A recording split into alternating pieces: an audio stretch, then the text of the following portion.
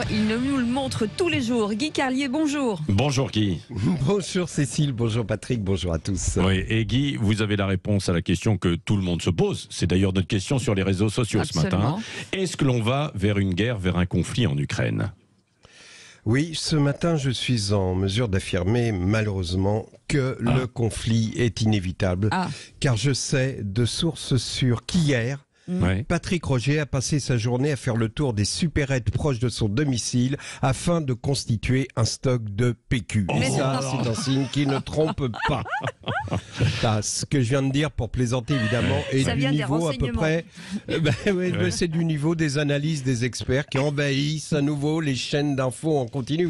Ça y est, c'est reparti. Ils sont repartis en édition spéciale. Et dès hier soir, on pouvait voir le bandeau rouge en bas de l'écran où était écrit « Crise en Ukraine » et au-dessus de l'écran, divisé en deux. D'un côté, les images, l'interminable discours de Poutine à son bureau, et de l'autre, dans des petites pastilles, les experts à qui le journaliste qui présentait l'édition spéciale demandait « Bon alors, machin, est-ce que vous pensez qu'on va vers une intervention militaire ?» Et là, le gars, oui, si on lit en filigrane ce que dit Poutine et quand on le connaît bien, comme moi, on peut penser qu'il va intervenir. Faites-moi confiance. Bon, il n'y a pas besoin de lire en filigrane, ni vraiment de connaître Poutine, parce que, à part déféquer sur une carte d'Ukraine, il pouvait pas faire davantage pour montrer qu'il allait intervenir. Mais là où ça devient intéressant, c'est que la veille, je vous assure que c'est vrai, le même expert sur le même plateau disait: Poutine n'est pas fou, jamais il n'interviendra en Ukraine, faites-moi confiance.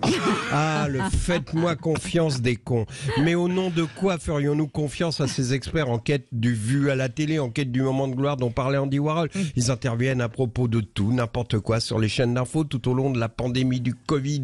Ils ont débattu avec des professeurs de la Pitié-Salpêtrière, des types qui ont fait 15 ans d'études, qui continuent à suivre toutes les publications sur le sujet, alors que les connaissances de l'expert sur le plan médical se limitent à leur brevet de secouriste. Et donc, à partir d'aujourd'hui, à partir d'aujourd'hui, vous allez les voir pendant la crise ukrainienne. Vous penserez à moi, leur note de frais, taxi pour LCI, déjeuner à la closerie des Lilas avec le chargé d'affaires ukrainien, etc. Car l'expert télévisé est surtout un expert de la note de frais.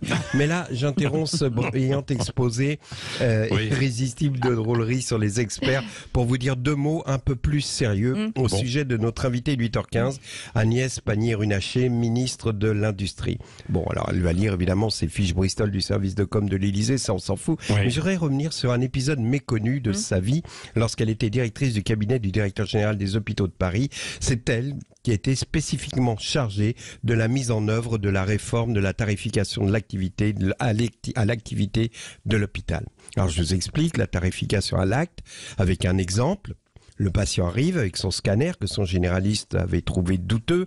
Comme il n'y a pas beaucoup de spécialistes, il a eu 6 mois d'attente. Il a bien eu le temps de s'angoisser sur cette tâche suspecte, sur le cliché. Et là, le spécialiste va lui annoncer une nouvelle qui va faire exploser sa vie, évidemment. Il va lui commenter l'image du scanner, cette opacité le plus délicatement possible. Il va essayer de pas paniquer le patient, qui va forcément l'être paniqué, et puis lui expliquer la chimio, les rayons, l'opération, etc. Cette consultation d'annonce peut durer un temps fou. Le patient n'y croit pas, il est dans le déni, puis il prend conscience, puis il éclate en sanglots, puis il pense à ceux qui vont rester, puis le médecin lui explique: mais non, le pire n'est jamais certain, il existe des traitements aujourd'hui, on associe de nouvelles techniques, l'immunothérapie, etc. Madame Pannier-Runacher est très forte. Elle a mis en place la tarification à l'acte, c'est-à-dire qu'elle a mis le temps de chacun des actes du drame que je viens de décrire. Les hôpitaux ont 3 minutes pour le déni, 1 minute pour la prise de conscience, 3 à 5 minutes pour l'entourage familial en fonction du nombre d'enfants, etc. Je schématise, je caricature, mais je vous souhaite, Madame Runacher, de ne jamais vous trouver en face d'un médecin qui tiendra dans ses mains votre scanner avec une tâche suspecte. Je vous souhaite de n'avoir jamais, évidemment, de tâche suspecte. Et ce médecin qui vous parlerait très vite, trop vite. La tâche suspecte, Madame Runacher, elle existe déjà. Elle est là dans votre vie. C'est la tarification à l'acte, c'est le cancer des hôpitaux. Bonne journée.